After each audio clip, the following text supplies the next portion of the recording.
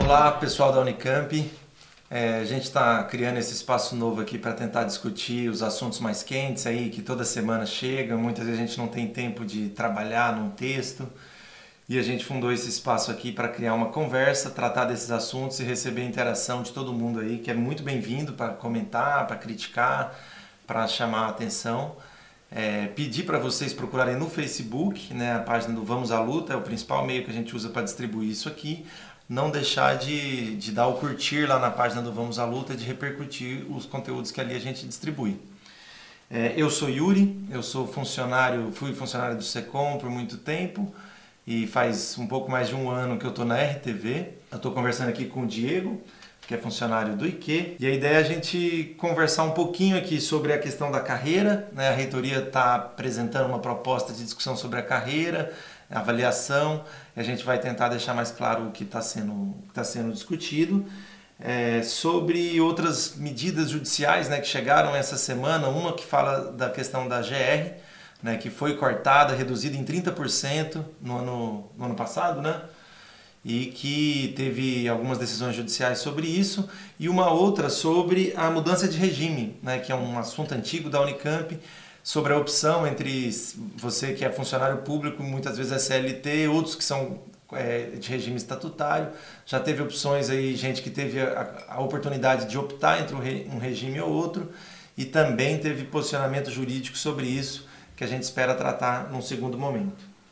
Nessa hora a gente vai falar sobre a carreira. Pode ser direto? Vamos lá, galera. Então, assim, na carreira a gente sabe que a reitoria está apresentando uma série de propostas sobre a carreira.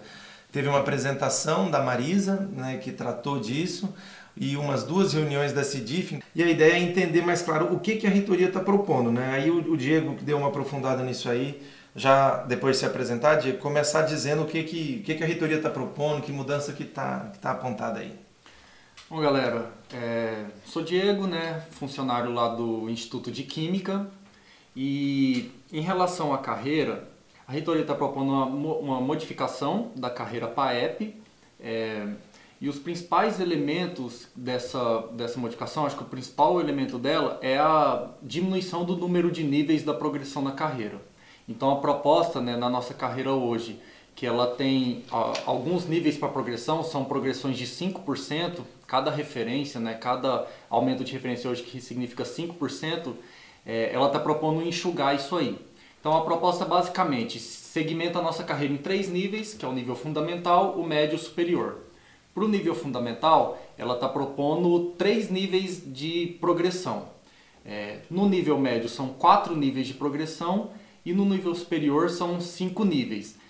E o enxugamento, por exemplo, o exemplo do nível médio. Hoje, para você sair do inicial do nível médio, que é o 3F, e chegar no teto do nível médio, que seria o 5N, são 17 níveis. Ela está enxugando isso para 4. Então ela está propondo saltos maiores e menos níveis para progressão na carreira. Mas aí significa que quando você ganhar uma progressão, ao invés de ganhar 5%, sei lá, você vai ganhar 25%, no caso, sei lá. Isso, seria mais ou menos isso. Uhum. Cada nível que ela está estabelecendo, então vamos pegar o exemplo do nível médio.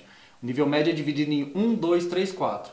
O nível 1 abarcaria os 4 primeiros níveis que seriam de progressões hoje. Então as 4 primeiras saltos de 5% estariam nesse nível 1. O nível 2 seria os 4 próximos níveis. E você saltaria, quando você progride na carreira nessa nova proposta, em vez de você saltar esses 5%, você saltaria como se fosse 4 níveis acima. De uma vez. De uma vez. Então essa é a principal estruturação da proposta da reitoria. É bom isso, na verdade é bom diminuir o número de níveis, porque assim, a rigor é uma mudança técnica, né? Não significa que ninguém ficou mais rico ou mais pobre por causa disso. É bom ou ruim? Na verdade, sim. Ter menos níveis, no geral, é bom porque você vê mais perspectiva de chegar no fim da carreira. Uma carreira com muitos níveis significa que você não consegue, na sua trajetória de Unicamp, nos seus 20, 30 anos, você não consegue progredir. Mais níveis é bom porque você vê mais chance de chegar ao final da carreira. Só que é ruim porque é o seguinte, na medida em que não tem dinheiro, sei se vocês lembram, a última vez que teve progressão na nossa carreira foi em 2013. Quando teve essas progressões, para as unidades recebiam a verba e conseguiriam promover ali 4, 5 funcionários. Em 2013 foi mais ou menos isso por unidade. Como agora cada progressão custa mais caro, o número de funcionários promovidos, se não aumentar a verba, vai ser menor. Então, isso pode levar a uma estagnação na carreira.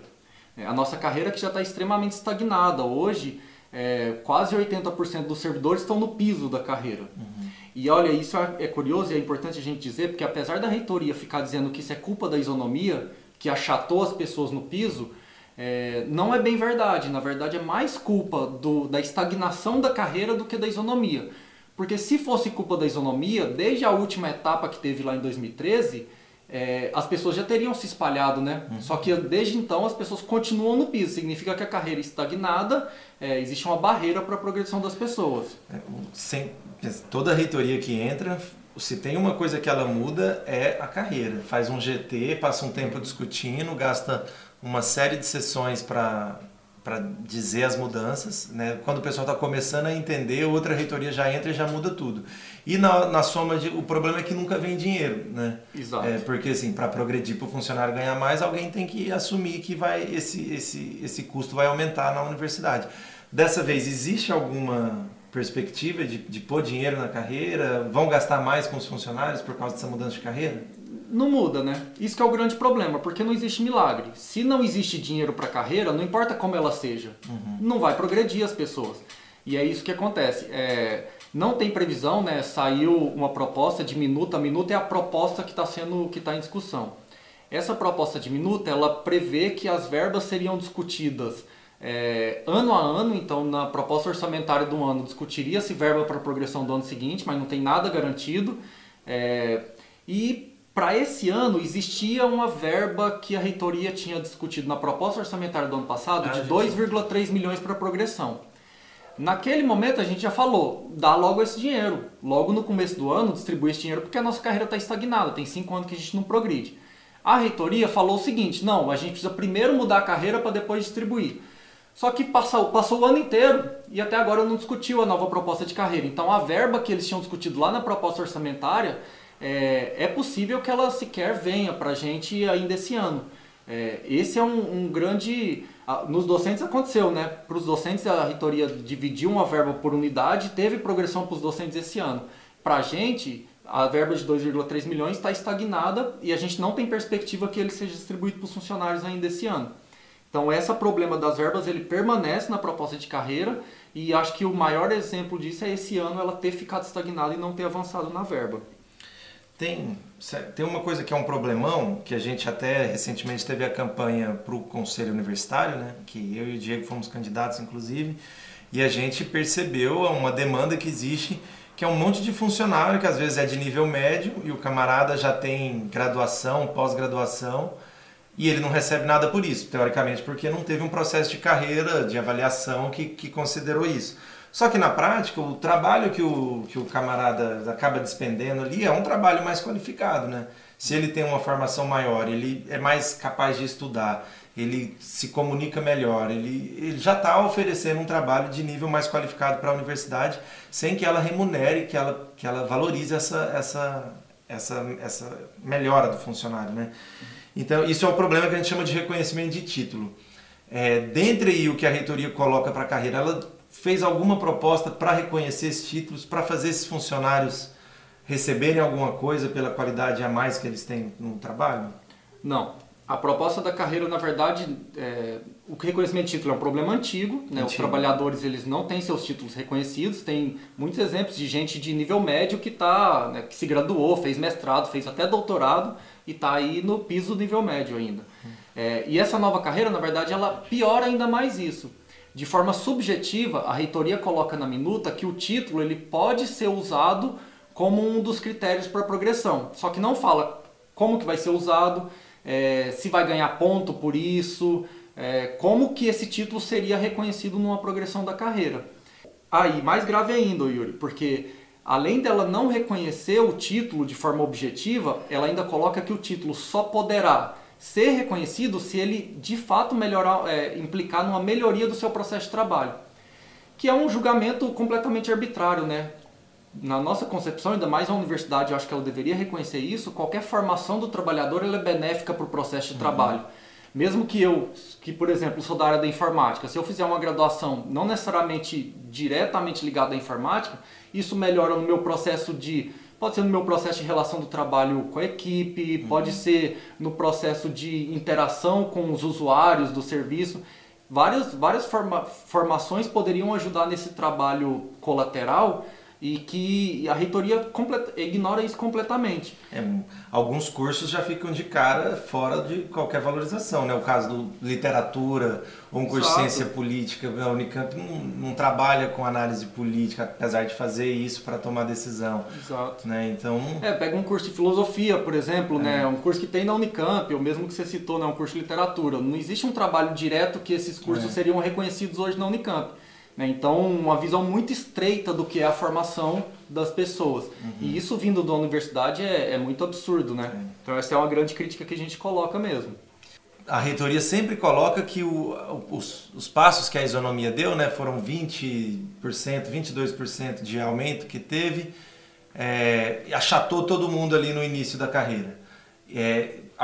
Isso aí deixa claro algum jeito do pessoal, vamos supor, tem gente que tem 30 anos de casa que está recebendo o mesmo que alguém que entra hoje. Tem alguma perspectiva de fazer esse desachatamento, de reconhecer esse diferencial do trabalhador que tem tempo de casa, ou também não está previsto? Não está previsto. Ventilou-se uma discussão sobre o desachatamento, dessa verba, inclusive desse ano, desses 2,3 milhões, ser usado para o desachatamento, mas isso não tem nada definido. E o que tem de certo é que a nova estrutura da carreira que ela está propondo vai enquadrar as pessoas no mesmo nível salarial que ela tem hoje. Ou seja, vai mudar a carreira sem nenhum processo de reconhecer as especificidades, as trajetórias dos trabalhadores para elas serem valorizadas. Então esse processo ele não tem nenhuma previsão, nenhuma perspectiva por enquanto. E como é uma carreira com menos níveis e mais difícil progressão, tende a levar a um achatamento ainda maior, porque mais gente vai estar enquadrado nos níveis iniciais agora da carreira. Sem contar que, assim, a não ser que a reitoria declare abertamente que desistiu de qualquer processo de isonomia, coisa que seria contraditório com o que a Unicamp já assinou embaixo, se falta ainda aí uns 20 e poucos % para completar a isonomia, se você dá uma progressão hoje e amanhã você faz você continua com a isonomia, você achata tudo de novo, né? Sim. Então, o achatamento é uma das armas que é uma insatisfação que muitos trabalhadores têm e que a reitoria não mostra com clareza que está a fim de resolver isso, né? Isso. Se você me permite, eu queria só colocar alguns pontos que eu acho que são importantes nessa proposta e que explicitam um pouco em que caminho que para onde ela está caminhando. Primeiro, a reitoria ela trabalha com um conjunto de conceitos da carreira que são conceitos, eu acho que muito perigosos, inclusive. Ela usa um palavreado muito comum até no mundo corporativo, né, na iniciativa privada, para valorizar o trabalhador. Então ela usa conceitos como proatividade, ela usa alguns termos como desenvolvimento de projetos além do trabalho contratado, ela usa conceitos como desempenho diferenciado. O que isso significa na prática? Significa o seguinte: a Unicamp admite que não existe um plano de trabalho objetivo para as pessoas, e aqueles que tiverem, que saírem desse plano de trabalho que na verdade não existe, e fizerem coisas teoricamente além, proativas, que é um julgamento subjetivo, né? O que é além, o que é proatividade, eles seriam reconhecidos e teriam mérito para progredir na carreira. Isso é muito perigoso no serviço público, porque na verdade nós somos servidor público e a gente tem funções determinadas pela sociedade. Então esses conceitos subjetivos de proatividade, eu acho que eles demonstram uma falência da capacidade da Unicamp de formular planos de trabalho para os seus servidores. Acho que esse é um conceito muito perigoso. Um segundo elemento que eu acho que essa carreira ela é perigosa, a questão do ranqueamento. Hoje a progressão ela tem a ver com o seguinte: a reitoria vai lá e fala, tem tanto de verba para progressão. Ela faz uma avaliação dos servidores e ranqueia, né? Então faz uma lista, o melhor avaliado, o segundo, e dá os X melhores avaliados recebem uma determinada progressão. Só uma parte, né? Uma parte recebe uma progressão. Na carreira docente, por exemplo, não é assim que é feito. É feita uma avaliação e a pessoa, independente de outros ganharem, ela ganha, né? Não precisa do outro não ganhar para eu ganhar. Nas universidades federais, eu acho que é um exemplo interessante, também é assim, existe uma progressão, uma avaliação que é feita, uma avaliação contínua que é feita das pessoas, e elas podem ganhar independente de outros não terem que ganhar. E para a gente ganhar na carreira da Unicamp, o nosso colega de trabalho tem que não ganhar, porque eu tenho que ser melhor do que ele. Então eu acho que esse é um conceito que deveria ser mudado na carreira e nunca teve em questão da reitoria tirar esse ranqueamento, viu? Apesar de eles abrirem sempre uma consulta ou duas, né? Sempre chamam sugestões da comunidade, se a gente sugere isso aí, eles fingem que não escutaram. Exato. Outra coisa que eu acho que é perigosa, a reitoria está falando que a ideia da carreira ela é ser estabelecer uma carreira permanente, porque como você mesmo disse, cada reitoria que entra faz uma nova proposta de carreira. Só que eles estão fazendo isso num contexto de crise, né? A palavra da reitoria, nós estamos mudando a carreira num contexto de crise. Inclusive, o Gilmar, o atual coordenador da DGRH, deixou isso explícito. Ele falou, se a gente estivesse formulando essa carreira num outro contexto, seria diferente. Mas no contexto da crise, é o que dá para fazer. Como que a reitoria quer fazer uma mudança permanente num contexto de crise? Então a gente vai ficar uma carreira que ela é formulada numa realidade de crise para ser aplicada permanentemente para a gente. Nossa carreira ela sempre vai estar permeada por esse contexto de crise. Sacanagem, Marcelo. Isso aí não pode fazer. É muita sacanagem. E uma coisa que você citou também, por fim, é essa questão de como que foi feito o processo. A reitoria falou que era super democrático, que ouvia as pessoas, mas olha para vocês verem como não tem nada a ver isso. A primeira apresentação pública da carreira que teve foi um workshop que a reitoria fez, muitos devem ter visto o vídeo inclusive, que foi no dia 5 de setembro. Foram lá e apresentaram um conjunto de slides, apresentando os conceitos da carreira. Depois disso, eles abriram um e-mail para as pessoas enviarem sugestões, falaram que consultaram o CSA, então, teoricamente, ouviram as pessoas. No dia 28 de setembro, quase um mês depois de todo esse processo, teve uma reunião da CDIF, que é a Câmara de Desenvolvimento Funcional, e nessa reunião, até os slides eram os mesmos. Não mudou em nada a proposta. Então eles vieram só transpondo a mesma proposta e fingiram que ouviram as pessoas, mas essas sugestões elas foram completamente ignoradas. Então esse processo de formulação ele está vindo de cima para baixo, sem ouvir as necessidades. Eu acho que toda essa problemática que a gente está colocando da carreira aqui. Já aprovou, assim, no fim? Está aprovado? Está para aprovar? Como que está isso, então? Não foi aprovado ainda, né? Teve, primeiro, todo esse processo de discussão conceitual, segundo a reitoria. Eles apresentaram, na semana passada, uma proposta de minuta, que seria um texto base para aprovação dessa carreira. Está para discussão na CDIF ainda, inclusive agora no dia 31 vai ter uma nova reunião da CDIF. E depois vai para a CAD, que é a Câmara Administrativa, que é um dos braços do Consul, para aprovação definitiva. Então até lá, eu acho que a gente tem que brigar. A forma como está a carreira, na minha opinião, ela não dá para ser aprovada, ela é muito ruim, ela não só não melhora, como na minha concepção ela piora. Ela piora o ruim que a gente já tem hoje, a estagnação que a gente tem hoje, ela piora. Para mim, essa é a carreira da estagnação, é a carreira da imobilidade funcional que a reitoria está querendo pôr para a gente. Ao fazer toda essa discussão, se é que a gente chama isso de discussão, né, no final do ano, se a gente for reclamar desse processo, o risco que corre é ele não gastar dinheiro nenhum com a carreira e conseguir passar o ano fazendo caixa mais uma vez na nossa progressão, né? Então a gente fica entre a cruz da espada, ou um projeto ruim que paga esse ano, e assim, paga para quem, né? Mas pelo menos gasta no orçamento desse ano, ou mais discussão que não paga nada esse ano. Né? Então é o que a gente diz, né? Assim, formas de dar dinheiro para os trabalhadores tem como dar. Tem a isonomia, por exemplo, que está estagnada, que dá para dar progressões, dá para dar dinheiro no bolso do trabalhador. Poderia subir o piso, né? Poderia subir o piso, poderia pensar numa forma de espalhamento, enfim, tem várias formas que poderia se pensar. Não é desculpa para a reitoria não pagar para a gente ainda esse ano. Que a carreira tem que ser revista? Tem que ser. A nossa carreira é horrível. Mas essa proposta da reitoria, ainda mais com essa lentidão, ficar um ano inteiro para discutir e chega no final do ano não aprova, é sacanagem com a gente. Tinha um elemento, só antes da gente terminar esse assunto, que eu acho que é a questão da separação entre avaliação e progressão da carreira, né? Que acabou trazendo um conceito de bonificação, porque aí a reitoria, que prometeu gastar esse dinheiro com a carreira, agora parece que está ensaiando gastar esse dinheiro, assim, toma aqui um mel na chupeta, um peru de Natal, e fica tudo por isso mesmo, não significa uma progressão de carreira, uma melhoria salarial para os trabalhadores, né?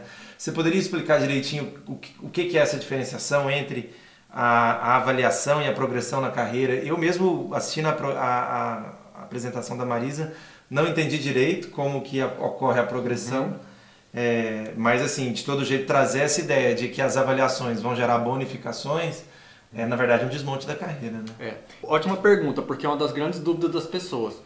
Na verdade isso não ficou claro, viu, Yuri? Uma das coisas que não está descrita na minuta é como que seriam as progressões e como seriam as avaliações. Inclusive diz que a normativa das avaliações vai ser uma normativa posterior à aprovação da carreira, decidida pela CADE. Como que era a proposta original da reitoria? Você tem a progressão na carreira, que são esses 4 níveis, e essa progressão ela não viria por um bom desempenho nas avaliações. Ela viria com a decorrência de fatores, que ela não elenca quais são esses fatores, mas ela fala que é um conjunto de fatores. É a única coisa que ela diz. Para a unidade decidir. Para uma comissão decidir. Ela estabeleceria uma comissão que decidiria essa progressão. E que as avaliações decorreriam em bonificações. Só que essa proposta de bonificação, mesmo ela, sumiu da minuta. Ela não aparece na minuta. Então, na verdade, na minuta, a avaliação não vale de nada. A avaliação ela é um dos critérios, dentre outros, de forma subjetiva, aí ela coloca avaliação, título, não elenca outros, que acarretaria numa progressão. Só que a avaliação em si, antes o que já era ruim, né, que era a proposta da bonificação, Sim. Mesmo isso sumiu da proposta da minuta. Então está completamente em aberto do para que serve uma avaliação. Ela não, na prática não serve para nada da forma como a reitoria está apresentando a proposta. Bom, eu acho que com isso a gente cobriu pelo menos alguns pontos iniciais ali. Se a discussão está tão em abstrato assim, vamos ter mais oportunidade de discutir esses assuntos. E aí a gente chama esse assunto de volta na hora que for pertinente, né? Por hora a gente pode ir para o próximo assunto aqui, né? É isso aí. Então vamos lá.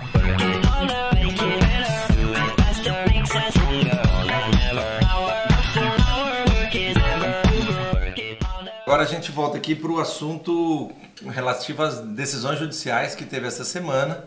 E uma delas trata da questão do corte da GR, né? Em outubro de 2017... foi aquela sessão do Consul que decidiu-se por uma redução, né, do valor pago a título de GR em todas as GRs, né? Foi reduzido 30% do valor pago. Eu lembro que foi um Consul conturbadíssimo, né? Uma decisão que ficou... A retirada de pauta ficou quase meio a meio, foi um voto de diferença. Empatou e depois teve um voto de Minerva do reitor para manter a pauta. Olha só, então assim, se tivesse um voto de funcionário, e teve funcionário que votou a favor da reitoria, se tivesse um voto a mais, a gente poderia ter tirado de pauta, então foi um Consul diferente. E eu lembro que naquele conselho a gente discutiu que assim, a proposta de redução das GRs, ela estava sendo feita para adequar o orçamento da Unicamp a essa conjuntura de crise. Quer dizer, opa, né, tá difícil a arrecadação, então vamos cortar dos funcionários. E a gente reclamou disso, porque não se resolve crise cortando de quem ganha menos, né? Inclusive porque, como se provou depois, né, a reitoria continuou trabalhando para aumentar os maiores salários da Unicamp, né? Interviu junto à Alesp para mudar a legislação que define o teto salarial do funcionalismo do Estado e acabou conseguindo, inclusive, né? Então, assim, eu lembro... uma reitoria que está aumentando os super salários não tem muita moral para falar que precisa cortar os de baixo para pagar as contas, né? Quando a sua família está em crise, tirar o remédio do seu filho não é a primeira ideia que você tem. Então, a gente acha que também cortar a remuneração dos trabalhadores era um problema, né? Inclusive, a gente, na época lá, eu lembro que a gente propôs a discussão de cortar as maiores GRs, né? Que era o primeiro grupo ali e algumas... Cortar as GRs da administração, porque já que a administração estava propondo o corte das GRs, a gente propôs então que se cortasse do reitor, do pró-reitor, um sacrifício em nome da universidade, né? Afinal, eles já estão no teto salarial, já recebem os maiores salários, não teria problema. E a reitoria não aprovou, não. Teve até uma divisãozinha, né? Teve gente que votou a favor da nossa proposta, mas... no geral, foram contra cortar a GR da administração, mas a favor de reduzir a GR de todo mundo. E a gente sabe que a Unicamp, né, já colocando uma crítica para retomar esse contexto dessa discussão, a Unicamp não teve progressão na carreira por muitos anos, na verdade nunca teve, né? Sempre foi um negócio meio precário assim a carreira dos funcionários. E a GR acabou sendo o mecanismo que permitia ao gestor premiar um ou outro funcionário, valorizar mais uma função que tinha mais responsabilidade. Então, assim, é uma crítica porque se tivesse carreira, a gente poderia ter uma flexibilidade maior, né? Ou se quer ter valores menores de GR, né?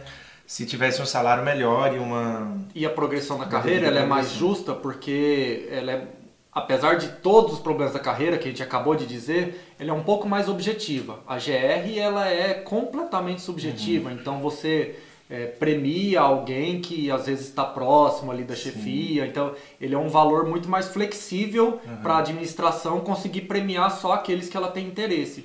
Então é muito mais interessante que seja aplicado na carreira e as pessoas tenham chance de progredir do que na GR, que é um cargo gratificado por indicação. Então é uma indicação política. É só de quem está alinhado com as diretrizes políticas da universidade. Sim.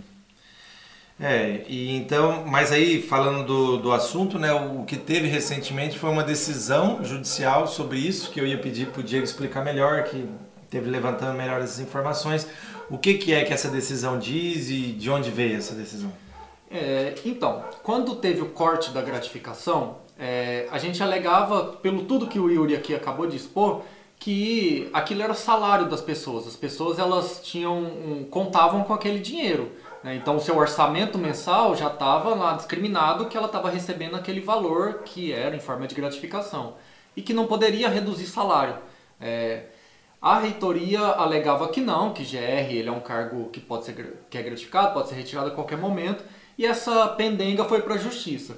E acabou de sair, então, né, uma decisão em primeira instância, cabe recurso ainda pela reitoria, o mais provável é que a reitoria vá recorrer do recurso, vai apresentar o recurso, vai recorrer da decisão, dizendo que não poderia se reduzir o valor da remuneração das pessoas. O que diz essa decisão? Basicamente é o seguinte: pega o salário da pessoa mais a gratificação, aí ela recebe um valor total somando essas duas coisas.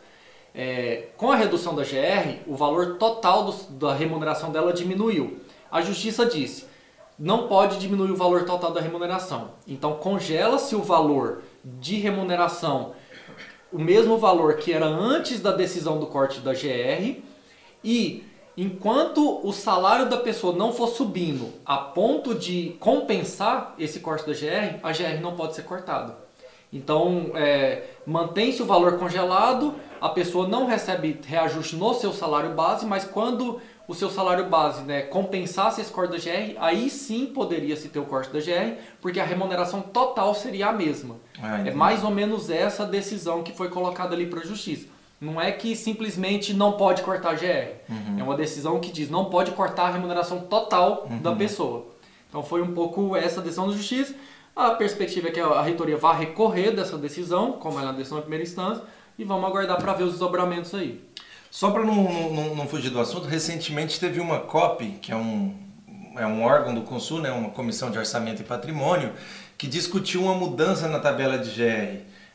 Eu não sei se tem a ver com a decisão judicial, mas será, você que é membro da COP, que discutiu isso lá, será que você pode explicar o que entrou em pauta sobre isso? O que tem a ver também? São duas decisões em separado. Uma coisa é essa decisão judicial de agora, que se refere ao corte que foi feito lá em outubro de 2017. E que ainda não está valendo de tudo, porque vai ter recurso, etc. Exato, tudo isso. Outra coisa é a decisão da COP. O que é a alegação da reitoria? Como segundo eles, alternativa ao corte da GR, eles estavam propondo uma revisão da tabela de gratificações. Então eles estavam reestruturando as GRs pagas. Traduzindo em miúdos, volta o valor para antes do corte de 30%, só que diminui o número de GRs pagas. É basicamente esse o argumento da reitoria. O problema que a gente argumentou na época, acho que muita gente deve ter acompanhado, é que essa redução impacta principalmente nas gratificações dos técnicos administrativos. Principalmente naquelas gratificações que foram as mais usadas para compensar a falta de carreira.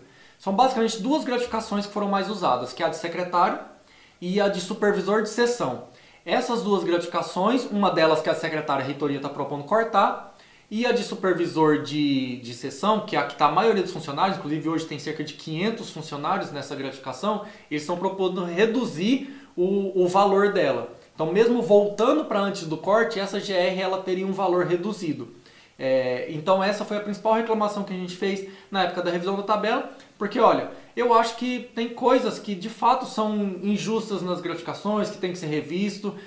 Tem muita coisa ali que foi favorecimento político, foram aliados políticos, foram ganho GR. Isso tem que ser revisto. Agora, o que não dá é para tirar mais dinheiro do bolso dos funcionários sem uma forma de compensação na carreira, uma forma de compensação salarial, enquanto aumenta a GR dos docentes. Porque essa mesma medida, algumas GRs dos docentes propunham-se aumentar, enquanto diminuía dos técnicos administrativos. É isso, mais uma vez, né, diante da crise, o pessoal corta de baixo para garantir os privilégios de cima, o que é uma lógica completamente inversa do que a gente espera, né, de uma universidade que está buscando ali a qualidade de vida de toda a sua comunidade, né? Deveria garantir a remuneração, o reajuste salarial, né? E parar de pagar privilégio, parar de pagar super salário, né? E não é isso que acontece, pelo contrário, né? Só o que teve de progressão nos super salários desse ano aí, pelo que eu vi que foi autorizado, né? Não é que efetivamente já tá em vigência, mas um aumento de uns R$8.000, né? Se brincar até mais, porque depois mudou o valor da referência. Teve 3 momentos de aumento do super salário já esse ano. O primeiro foi no começo do ano, quando passou o teto dos 21.600, que o governador aumentou o próprio salário e só aumentou o teto. Então saiu dos 21.600 para os 22.300. Primeiro aumento. O segundo foi justamente nessa mudança da legislação. O teto passou a ser calculado a partir de uma referência do salário dos ministros do Supremo.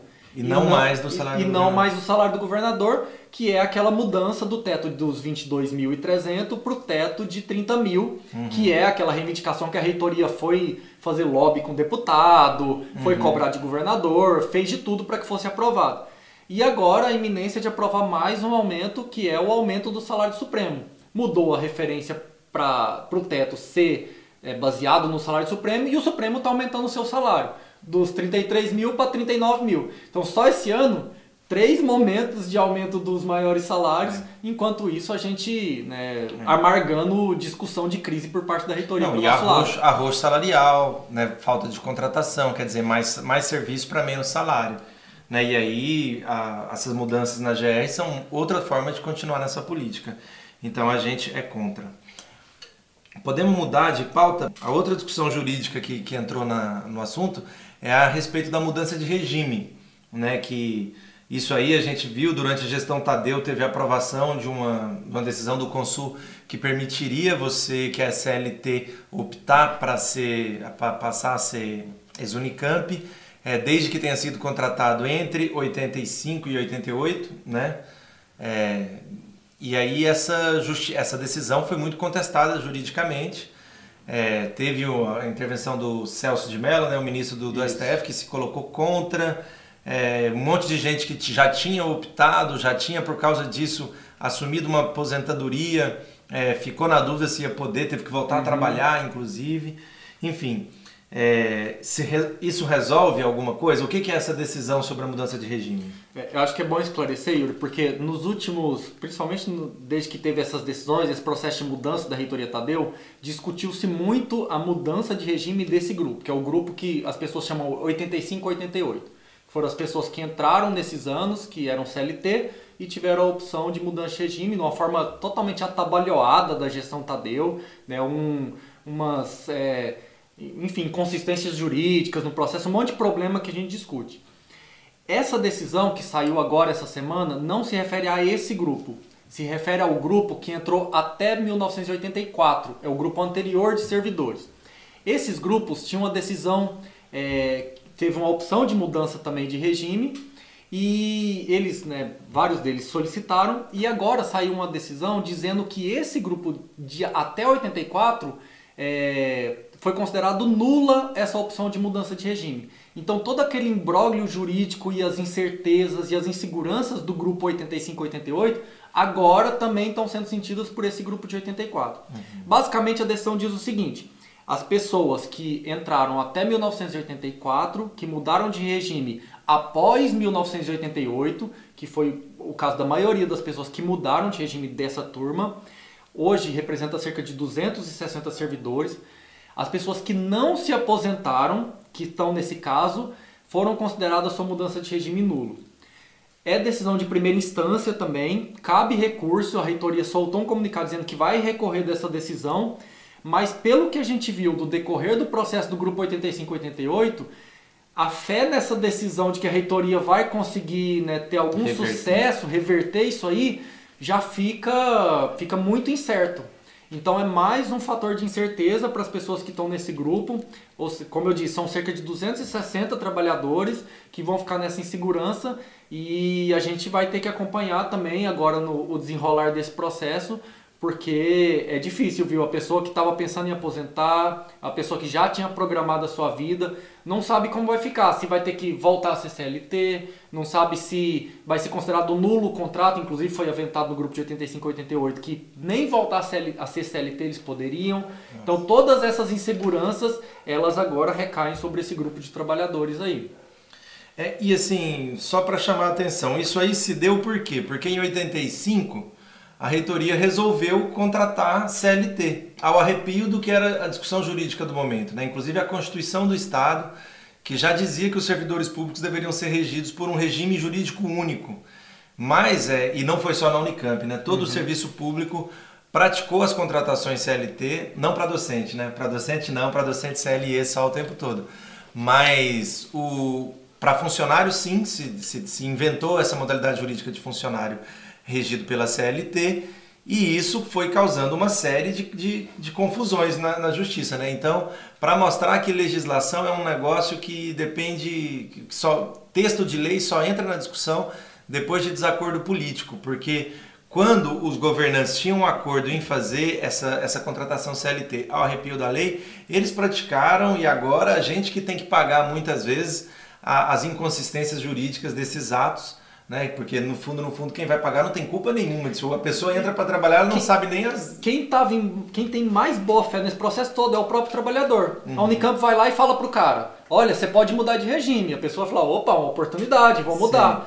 E aí na hora que dá o processo, né, dá a merda, falando português claro, cai em cima do trabalhador. A universidade não sofre quase nenhuma responsabilidade sobre isso e o trabalhador que fica na insegurança. Então, quem agiu de boa fé é quem é responsabilizado e penalizado agora.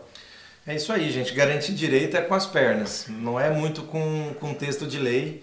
E essa é uma batalha que a gente faz todo dia para tentar trazer a mobilização, né, e esclarecimento político dos funcionários para que a gente saiba lutar pelo que é certo, independente do que o pessoal consegue colocar nas leis. Vamos para a última pauta, que é só uns informes rápidos e para a gente finalizar? Bora!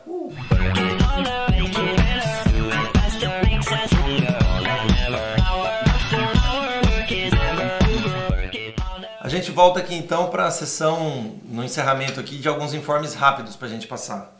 Eu gostaria de lembrar a galera do Congresso dos Trabalhadores da Unicamp, que na verdade já deveria ter ocorrido isso ano passado, né? Acho que essa é a primeira gestão que deixa de fazer um congresso, se eu não me engano. Essa e a passada, né? Porque deveria ter ocorrido no final de 2017 e aí a proposta era ocorrer agora, esse ano, mas existe uma discussão aí, mais uma vez, de adiar isso para o começo do ano que vem, para o primeiro semestre do ano que vem. O congresso é um espaço muito importante que decide a linha mais geral, né, da organização dos trabalhadores da Unicamp, suas atuações para fazer luta, para reivindicar e para se organizar. E a gente acha que precisa, esse ano, discutir um assunto muito sério, que é a forma de como é composta a diretoria do sindicato, que hoje ela é proporcional, né, é de acordo com o percentual de votos de cada chapa, e nós queremos que seja uma diretoria majoritária, uma diretoria unificada, que tenha um projeto político responsável, né, pelos acertos e pelos erros na condução do STU. Então, para unificar e ter uma direção clara ao nosso sindicato, para ter firmeza, para a gente confiar na movimentação, a gente entende que a gente tem que mudar o regime, né, de composição da diretoria do sindicato para uma diretoria majoritária, e nossa tese vai estar falando isso. As reuniões de unidade, inclusive, estão mantidas, né, que são os espaços onde as pessoas participam para ganharem o direito de votar no Congresso. Então fique esperto com o calendário das reuniões da sua unidade, participe aí com a gente nesse momento tão importante, que pode decidir a qualidade do nosso sindicato nesses anos difíceis que vão vir aí, né, pela conjuntura política. Não sei se todo mundo viu, recentemente o STU divulgou que teve um golpe, né, no setor financeiro do STU, onde foram roubados cerca de 50 mil reais dos cofres da entidade. Foi divulgado em boletim que tenha sido, né, um grupo de golpistas ali que ligaram no STU, conseguiram as senhas do banco e fizeram a transferência desse dinheiro. A gente fica no aguardo de mais divulgações, né, de quem levou esse dinheiro, né, se isso foi ressarcido para os cofres da entidade, se foi feito, né, encaminhamento judicial e criminal sobre esse tema e se foi identificado para que conta que isso foi transferido, né? O mínimo que daria para saber é para que conta que foi o dinheiro do STU e a gente espera uma resposta aí, acho que toda a categoria fica esperando o dinheiro da nossa entidade. Só para informar uma coisa que muita gente espera, está todo mundo contando com o pagamento do 13º salário que a reitoria anunciou que vai pagar. As datas são 14 de novembro, né, antes do feriado aí sai a primeira parcela do 13º e no 12 de dezembro a segunda parcela. Lembrando aqui, só para não deixar de falar, que a reitoria sempre que fala da crise, ela diz assim que uma insuficiência financeira da universidade levaria aos cortes do 13º.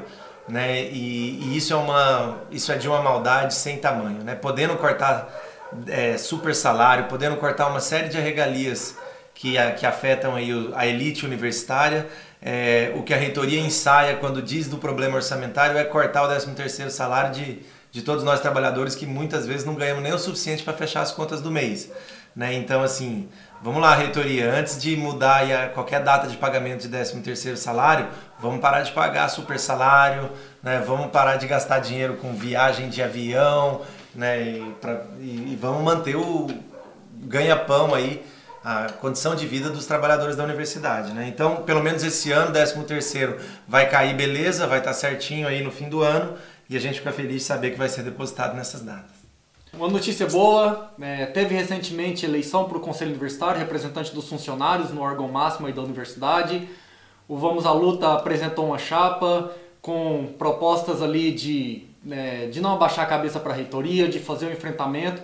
E ficamos muito felizes, queremos agradecer imensamente as pessoas que acompanham a nossa luta ali, que acompanham o nosso trabalho, que depositaram seu voto.